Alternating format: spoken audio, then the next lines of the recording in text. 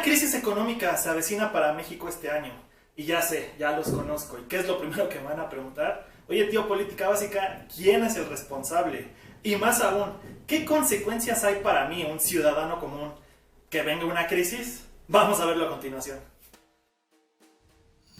Para entender la crisis que atravesamos, hay que irnos hasta el último día del 2019, día en que se identifica un nuevo virus, el que hoy conocemos como coronavirus 2019 o COVID-19, como el responsable de una infección respiratoria de 41 personas en la ciudad de Wuhan, China. En estos momentos, las expectativas de crecimiento económico para México en el 2020 rondan el 1%.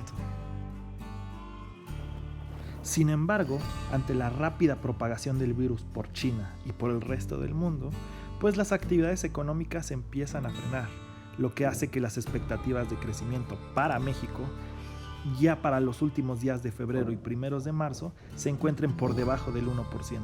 Y lo peor aún estaba por venir: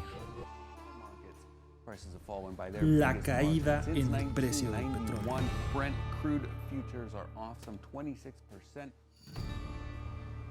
A principios de marzo del 2020, miembros de la OPEP, la Organización de Países Exportadores de Petróleo, se sentaron junto con Rusia a platicar sobre medidas excepcionales para detener la caída en el precio del petróleo que estaba generando la pandemia del coronavirus.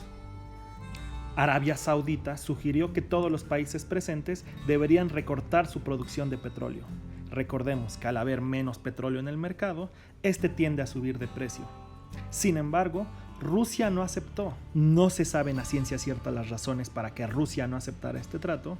Sin embargo, desde ese momento, Rusia anunció que aumentaría su producción y Arabia contestó que ellos también podrían aumentar su producción. Esto quiere decir que hay más petróleo en el mercado que el que la demanda puede absorber, lo que ha desplomado los precios del petróleo.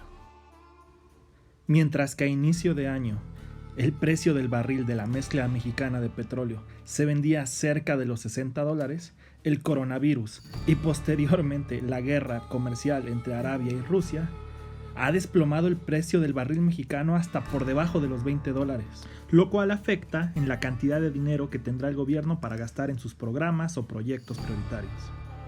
El coronavirus y la guerra comercial del petróleo han cambiado el panorama internacional. Muchos inversionistas están moviendo su dinero a dólares, lo cual ha hecho que esta moneda se aprecie y ha dado por resultado que el peso haya perdido 30% de su valor frente a él el último mes. El panorama internacional ha sido una tormenta perfecta para la economía mexicana. De esperar a inicios de año que se creciera alrededor del 1%, hoy hay especialistas que señalan que incluso se decrecerá alrededor del 4%. Y ahora lo más importante, a mí, un ciudadano común, ¿en qué me va a afectar esta crisis? Bueno, si no hay crecimiento económico, y es más, si hay decrecimiento, si hay ese decrecimiento del 4% que algunos están suponiendo, va a haber más desempleo. ¿Y qué quiere decir que haya más desempleo?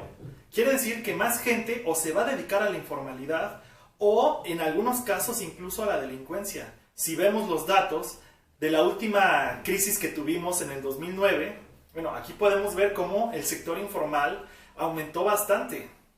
Por último, y a manera de conclusión, no, repito, esta no es una crisis provocada por decisiones del presidente Andrés Manuel López Obrador. Sin embargo, el cómo vamos a solventar esta crisis, qué medidas vamos a llevar a cabo, sí son de su responsabilidad.